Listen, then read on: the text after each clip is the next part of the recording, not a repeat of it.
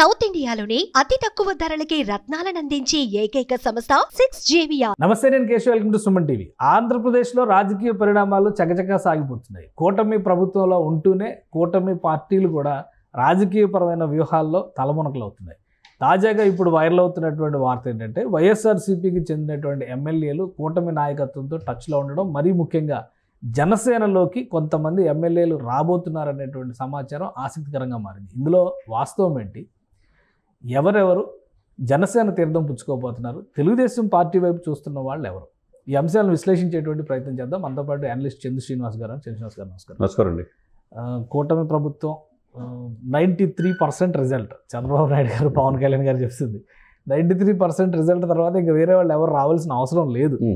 కానీ ఇప్పుడు పార్టీ మారేటువంటి నాయకులు, పార్టీ మారేటువంటి ఎమ్మెల్యేలు, ప్రధానంగా నాయకులు చాలామంది ఉన్నారు, ఎమ్మెల్యేలు ఉన్నారు. అది కూడా జనసేనలోకి టచ్లో ఉన్నారు కొంతమంది ఎమ్మెల్యేలు. ఏంటి, నిజమేనా ఇది, లేదంటే జస్ట్ వైరల్ అవుతున్నటువంటి న్యూస్గా 11 మంది ఇవ్వడమే పెద్ద పనిష్మెంట్, ఇంకా మళ్ళీ అందులో వాళ్ళని మేమేందుకు తీసుకుంటాం అని కూడా గతంలో కామెంట్స్ చేశారు. కానీ నిజమేనా ఉందా ఈ ఎమ్మెల్యేల మార్పిడి, పార్టీల మార్పిడికి సంబంధించి? నిజం ఉంటుందండి, ఎందుకంటే నిప్పులేందే పొగరాదు అన్నట్టుగా వీళ్ళ భవిష్యత్తు కూడా వాళ్ళు చూసుకుంటారు. ఈ 11 సీట్లో మనం ఉన్న ఉపయోగం లేదు అనేది వాళ్ళకు కూడా తెలుసు. ఒక సీటు తీసేయండి జగన్మోహన్ రెడ్డి గారు, 10 సీట్లు. అలా ఎలా తీసేస్తారు మీరు? ఇంకో 2 సీట్లు కూడా ఎక్కడికి వెళ్ళడు కదా సార్. అట్లయితే ఇంకో 2 కూడా తీసేయాలి. పెద్దిరెడ్డి రామచంద్రారెడ్డి గారు తీసేయాలి, ఆయన తమ్ముడు సీటు కూడా తీసేయాలి, ద్వారకానాథ్ రెడ్డి గారు, ముగ్గురు వదిలేసారు, అందరూ తీసుకెళ్ళిపోతారు. ఇదంటే ఇక్కడ పరిస్థితి ఏంటంటే, రాజ్యసభలో ఎలా అయితే ఖాళీ అయిపోతుందో, ఎవరు ఊహించిన విధంగా నెంబర్ 2గా భావించి విజయసాయిరెడ్డి గారు వెళ్ళిన తర్వాత ఇంకెవరు మిగిలిన అనేది కనపడుతుంది. రాజ్యసభలో ఇక వైవి సుబ్బారెడ్డి గారు తప్పితే 2030 దాకా ఉన్నాడు ఆయనకి. ఆ తర్వాత నిరంజన్ రెడ్డి గారు తప్పితే మిగతా వాళ్ళు కూడా ఉండే పరిస్థితి కనపడుతుందా. సేమ్ సిచ్యువేషన్స్ లో ఫస్ట్ 11 అని చెప్పారు అక్కడ రాజ్యసభలో, అలా అలా అలా అలా ఇప్పుడు 2కో 3కో వస్తున్నట్టు పడిపోయింది. సో ఇక్కడ 11 పరిస్థితి కూడా ఇక్కడ సేమ్ అదే సిచ్యువేషన్. ఎందుకంటే వాళ్ళకి ఏంటంటే, నాయకులు రాజకీయాలు ఏమనుకుంటారంటే అండి, ఒక దశాబ్దం పైనే, అంటే కనీసం 2 దశాబ్దాలైనా ప్రజల్లో ఉండాలని కోరుకుంటారు. కోరుకునే క్రమంలో ఇప్పుడు కనుచూపు మేరలో ఈ ప్రభుత్వం అధికారులు వచ్చే అవకాశం కనపట్ల. ఇది ఓటమి పాలైన వైసీపీ రోజు రోజుకు దెబ్బ మీద దెబ్బ, నెక్స్ట్ మేమే అని చెప్తున్నారు కదా అని మేకపోతే గాంభీర్యం తప్పితే, ఎప్పుడైతే విజయసాయిరెడ్డి గారు కూడా వెళ్ళిపోయారో, నెల్లూరులో వేమిరెడ్డి లాంటి వాళ్ళు వెళ్ళిపోతే మొత్తం నెల్లూరు అంతా 0 అయిపోయింది. ఇక ప్రకాశం జిల్లా బాలినేని వెళ్ళిపోతే అట్లా అయిపోయింది. సామాన్య కృష్ణా జిల్లా, ఉత్తరాంధ్ర చూసాం మనం. ఇవన్నీ కట్ చేసుకుంటూ పోతే ఇప్పుడు ఉన్న వాళ్ళు కూడా మనం ఉన్న ఉపయోగం ఒకటే, లేకపోయినా ఇది లేదు. అధికార పార్టీ కన్నా దగ్గర ఉంటే రేపు మన భవిష్యత్తు నెక్స్ట్ ఎమ్మెల్యేగా పోటీ చేయొచ్చనే ఆలోచన ఉంటుంది. కాబట్టి ఇప్పుడు దీంట్లో ఎస్టీ స్థానాలు ఎక్కువగా మనం చూస్తే ఉత్తరాంధ్రలో అరకు, పాడేరు ఉండేది. ఇప్పుడు అరకు వచ్చేసరికి 2 ఎస్టీ కాన్స్టిట్యున్సీ. ఎంపీ కూడా చూస్తే అక్కడ వైసీపీ వచ్చింది అక్కడ, అంతే కదా, అరకు ఎంపీ. ఇప్పుడు ఈ పాయింట్ ఆఫ్ వ్యూలో మత్స్యలింగం కూడా టీడీపీ వైపు చూస్తున్నట్టుగా కనపడుతుంది. ఇకపోతే ఈయన విశ్వేశ్వరరాజు కూడా, పాడేరు కూడా అక్కడ అవకాశం ఏమి లేదు. పోతే బద్వేలు, తర్వాత ఎర్రగొండపాలెం, ఈ 4 స్థానాలు పోతే ఇక్కడ మీరు అన్నట్టు ఆ 3 మిగిలి ఉంటాయి. మిగతా పరిస్థితి కూడా ఈ రోజు రేపు అన్నట్టుగానే ఉంది. అంటే ఎప్పుడు నేను వైసీపీ వాళ్ళు ఊహించుకోలేదు దెబ్బ తగ్గిద్దని చెప్పేసి.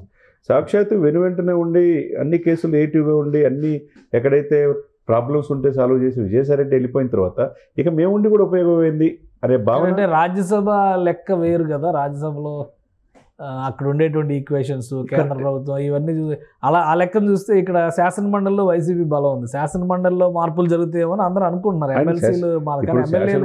శాసన మండలి చైర్మనే మోషన్ రాజు గారు కూడా ఈ రోజు రేపు పార్టీ మారిపోతారు అంటున్నారు. మరి ఏదైనా జరగవచ్చు. ఇప్పుడు పార్టీ నాయకుడికి ఎవరున్నారు? బొత్స సత్యనారాయణ గారు ఒక ఆయన ఉంటారు. ఆయన ప్రస్తుతానికి ఉంటాడు. ఇక ఎవరుంటారంటే ఇక్కడ పరిస్థితి ఉత్తరాంధ్రలో మనం కూడా చాలా డిస్కషన్లో చెప్పుకున్నాం. ఉత్తరాంధ్ర మీద పూర్తిగా జనసేన దృష్టి పెట్టింది, టీడీపీ కూడా పెట్టింది ప్యారల్గా. మరి బొత్స గారు తప్పితే ఎవరు కూడా కనపట్టలేదు అక్కడ. లీడ్ చేసే నాయకులు లేరు.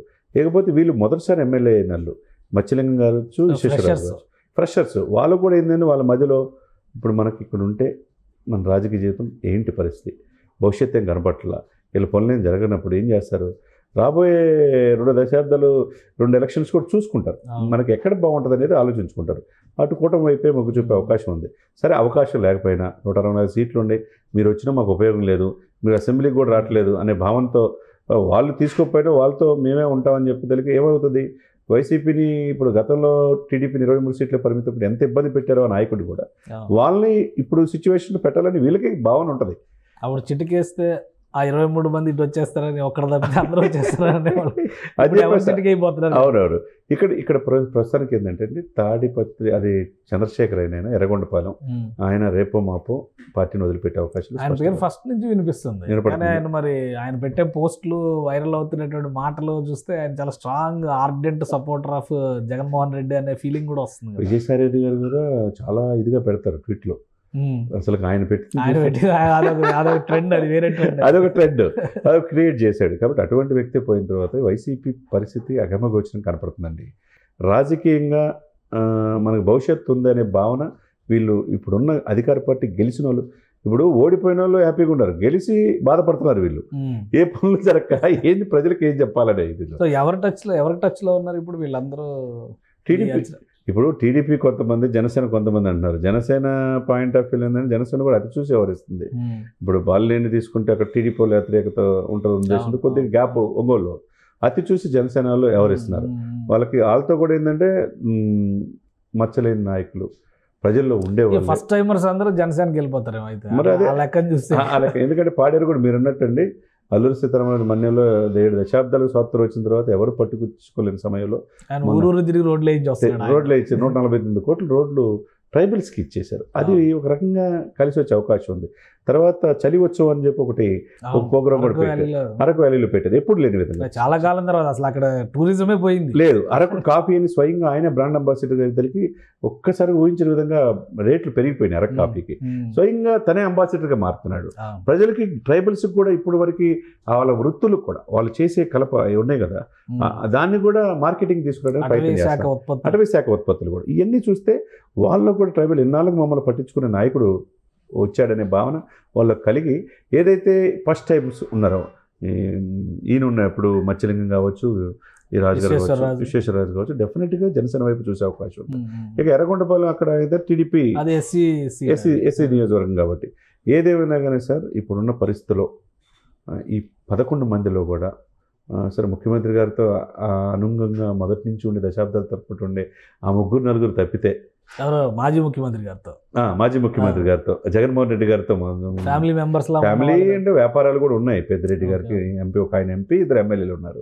ఆ 3-4 తప్పితే ఇక పొద్దుటూరు కూడా డాక్టర్ సుధా కూడా కొద్దిగా ఏర్పడుతుంది. ఏదైనా బద్వేలు ఆ బద్వేలు సుధా గారు కూడా వెళ్ళిపోతే గారు ఇక కనపడితే ఆ 4 తప్పితే ఏదో అంటారు చూసా, ఆయన 4 పెట్టి నడిపించారు అన్నారు, ఆ 4 మిగులుస్తారు అంటారు. ఆ 4 తప్పితే ఇక్కడ వైసీపీలో కనపట్లు అవకాశం లేదు ఉండే. మొత్తం ఇల్లు టీడీపీ కానీ జనసేన వెళ్ళే అవకాశం స్పష్టంగా. జనం కన్విన్స్ అవుతారా? ఎందుకంటే ఇప్పుడు ఇంత మ్యాండేట్ ఇచ్చినా కూడా మళ్ళీ అక్కడి నుంచి తీసుకొస్తున్నారు, నన్ను ఒంటరివాణి చేస్తున్నారు. నాగబాబు గారు అన్నారు సింగిల్ డిజిట్కి ఈసారి పోటీ చేస్తే పరిమితం అవుతున్నారు. పోటీ చేసే అవకాశం కూడా సింగిల్ డిజిట్ చేస్తాం అంటున్నారు. జనం యాక్సెప్ట్ చేస్తారా మరి ఈ మార్పులు చేర్పులని? పార్టీలో ఎందుకు యాక్సెప్ట్ చేయరు? అధికారంలో ఉంది ప్రభుత్వం, ఆ పార్టీని పూర్తిగా లేకుండా చేయాలనుకుంటున్నారు. ఇప్పుడు ఏదైతే మీరు చెప్పినట్టు నాగబాబు గారు మాట్లాడిన తర్వాత అంత చాలా కసితో ఉన్నట్టుగా కనపడుతుంది. ఆ కసి ఒక్క జనసేనలో కాదు టీడీపీలో కూడా ఉంది. బట్ వాళ్ళు బయటకు భావ వ్యక్తీకరణ చేయట్లా, నాగబాబు గారు భావ వ్యక్తీకరణ చేశాడు. కాబట్టి వీళ్ళంతా బీజేపీ, టీడీపీ, జనసేన ఒకే స్టాండ్తో వెళ్తే కనుక డెఫినెట్గా ఈ 11 సీట్లలో వాళ్ళు 4 సీట్లకు పరిమితం అయ్యే అవకాశాలు స్పష్టంగా ఉంటుంది. అంటే మార్చ్లో ప్లేనరీ ప్లాన్ చేస్తుంది జనసేన పార్టీ. మార్చి 12 నెలన్నర టైం ఉంది. అవునండి. సో ఈ నెలన్నర టైంలో ఈ అన్ని జరిగిపోతాయా లేదా ఏమన్నా ఇంకా టైం పడుతుందా? ఈ నెలన్నరలోనే జరుగుతుంది. ఈ నెలన్నరలోనే 2-3 అధికార పార్టీ ఎమ్మెల్యేలు వైపు జనసేన, ఒక 2 టీడీపీకి అట్లా వెళ్ళే అవకాశం. అంటే మామూలుగా వాళ్ళు ఉండేటువంటి అండర్స్టాండింగ్ బట్టి వెళ్తారా? పోటీ చేసింది సార్, ఎందుకంటే ఇప్పుడు అరకులో గతంలో బీజేపీ పోటీ చేసింది. అవునండి. సో బీజేపీ క్యాండిడేట్ ఓడిపోయారు, వైసీపీ గెలిచింది. అలా పార్టీలకు వెళ్ళే అవకాశం ఉందా లేదా ఎవరు టచ్లోకి వెళ్తే వాళ్ళే? ఎవరు టచ్లోకి వెళ్ళి ఎవరు ముందు వెళ్తే వాళ్ళే. సో ముగ్గురైతే పక్కా అంటారు. ముగ్గురైతే పక్కా అండి. First phase. ఇక సెకండ్ ఫేజ్లో ఎంత అనేది ఇది ఏదైనా కానీ ఆ 3-4 తప్పితే ఇప్పుడు వైసీపీకి వాళ్ళ వైపు నిలబడే అవకాశాలు లేవు అనమాట. రైట్. థ్యాంక్ యూ చంద్రశ్రీనివాస్ గారు. ఇది ఆంధ్రప్రదేశ్లో రాబోయేటువంటి రోజుల్లో పొలిటికల్గా ఒక పెద్ద గేమ్ చేంజ్ జరగబోతుంది.